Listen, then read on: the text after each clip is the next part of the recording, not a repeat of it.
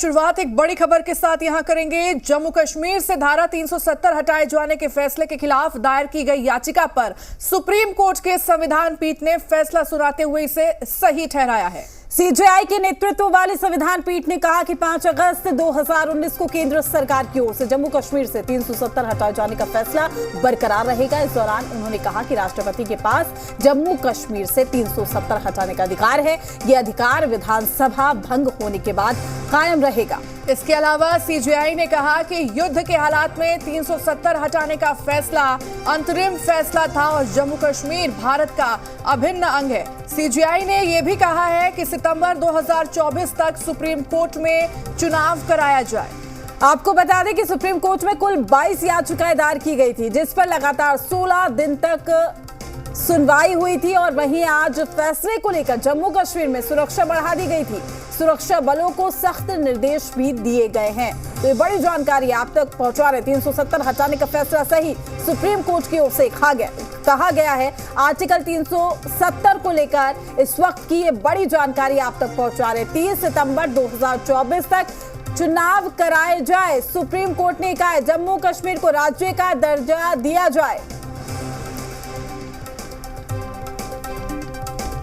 तो बड़ी खबर आपको दे रहे हैं। धारा 370 को लेकर के ये बड़ी जानकारी सामने आ रही है और इस फैसले को अब सुप्रीम कोर्ट ने सही करार दिया है और कहा कि 5 अगस्त 2019 को जो फैसला लिया गया था वो आगे भी अब बरकरार रहेगा और वो सही फैसला था, क्योंकि धारा 370 एक अस्थायी प्रावधान था और उसे हटाना एक सही फैसला सुप्रीम कोर्ट ने अब मान लिया है। और साथ ही सुप्रीम कोर्ट ने एक बड़ा आदेश भी यहां पर दिया है कि जम्मू कश्मीर को जल्द से जल्द पूर्ण राज्य का दर्जा मिले और 30 सितंबर 2024 तक जम्मू कश्मीर में चुनाव कराए जाए।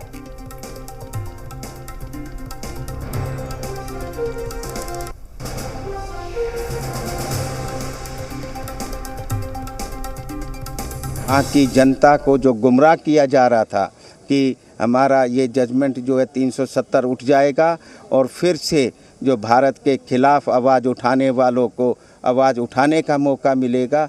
आज उनको ये मैसेज भारत की जो है हमारी सुप्रीम कोर्ट ने ये दे दिया है कि अब 370 हिंदुस्तान के कॉन्स्टिट्यूशन का कभी हिस्सा नहीं रहेगी।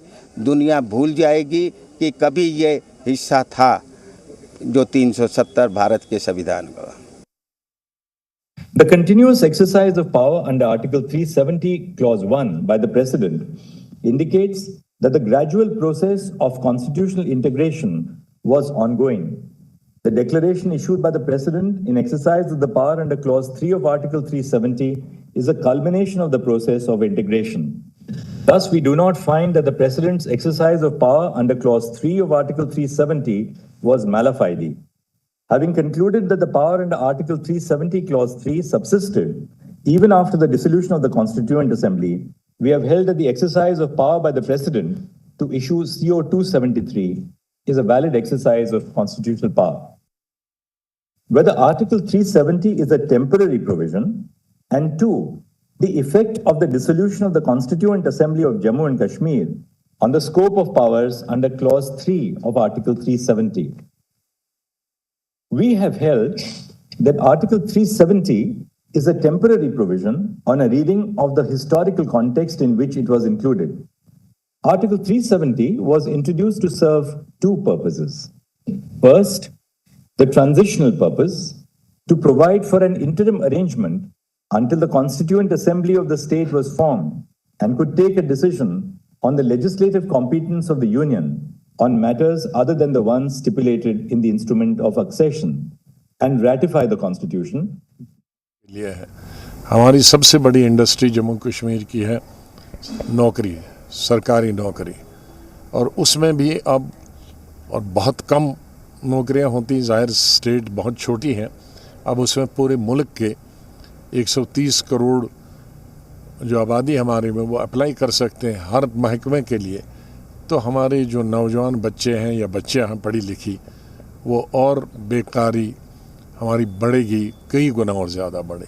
तो ये तमाम चीज़ें जब रखी गई थी आर्टिकल 370 में, 35A में, 35A में, इन तमाम चीज़ों को नज़र में रखा गया था कि एक बॉर्डर स्टेट है, एक तरफ से चाइना है, दूसरी तरफ से पाकिस्तान है और कोई यहाँ ज़रिए आमदनी नहीं है, कोई खदानें नहीं है, बड़े कोयले की खदानें या दूसरी खदानें। तो ये चीज़ें आर्टिकल 370, 35 ये रखना चाहिए ताकि इनको तमाम लाज़मात मिले। आज उन लाज़मात से हम कहते हैं कि कोर्ट जाएंगे, हम कह सकते हैं आज के बाद जम्मू कश्मीर के लोगों का कोर्ट से भी अब भरोसा हट गया है। मैं ये तो नहीं कह सकता कोर्ट से भरोसा उठ गया, लेकिन ये था कि एक उम्मीद थी, क्योंकि कई चीज़ों में हम सब ने, हिंदुस्तान के हिंदू मुसलमान ने पिछले कई सालों से कहा था जो कोर्ट करेगा वो आखिरी फैसला होगा। जैसे बाबरी मस्जिद के बारे में कहा था, इसी तरह से और कई चीज़ों में कहा था और उसको स्वीकार किया था। तो अब हमारी उम्मीद थी कि सुप्रीम कोर्ट, क्योंकि वो किसी दल की, किसी पक्ष की, किसी सियासी पार्टी से ताल्लुक़ नहीं रखते हैं, और ख़ास तौर से आज की जो ये बेंच था वो बिल्कुल मैं कह सकता हूँ कि बहुत ही अच्छा बेंच था। लेकिन अब उन्होंने कॉन्स्टिट्यूशन को इंटरप्रेट किया और कॉन्स्टिट्यूशन के हिसाब से उन्होंने कहा कि 370 है। लेकिन मैं बुनियादी तौर पे कहता हूँ कि इसको ख़त्म करना 5 अगस्त 2019 को ही गलती थी। जल्दी में किया गया था, बहुत जल्दी में किया गया था, और जम्मू कश्मीर के अवाम से तो कोई पूछ नहीं सकता है इतने आम से, लेकिन जम्मू कश्मीर की सियासी पार्टियों से पूछा जाना चाहिए था, तो वो नहीं। मोदी जी से भी यही प्रार्थना होगी कि अब वो जल्द से जल्द राज्य का दर्जा दे दें। ये ज़रूरी नहीं कि पहले चुनाव हों फिर उसके बाद राज्य का दर्जा दिया जाए, बल्कि अगर चुनाव हों तो राज्य के लिए हों, यूनियन टेरिटरी के लिए क्यों हों। तो दूसरी बात ये बनती है कि भाई इन्होंने ये कहा और फिर उन्होंने ये कहा कि चुनाव हो जाने चाहिए सितंबर 2004 के। वो भी बहुत अच्छी बात है, क्योंकि बड़ी देर से चुनाव नहीं हुए हैं और कुछ से लगता था कि ये लोग कुछ इसको आगे चलाने की कोशिश की जा रही थी। तो ठीक है, अगले साल तक उन्होंने कार्य दे दिया, समय दे दिया है। तो ये मैं कहूँगा, इसके बारे में मेरी प्रतिक्रिया। एक बात मैं इस पर और कह दूँ, मुझे पता है कि जम्मू कश्मीर के कुछ लोगों को ये निर्णय अच्छा नहीं लगेगा। 370 को लेकर गृह मंत्री अमित शाह ने 5 दिन पहले यानी कि 6 दिसंबर को क्या कहा था, आइए आपको सुनाते। वो जवाहरलाल नेहरू जी ने लिखा है और नेहरू जी ने उसको थोड़ा कम कर किया है कि ये मेरी मिस्टेक थी। मिस्टेक नहीं थी, ब्लंडर था। इस देश की इतनी जमीन चली गई, इस देश की इतनी भूमि चली गई, वो ब्लंडर था, ऐतिहासिक ब्लंडर था।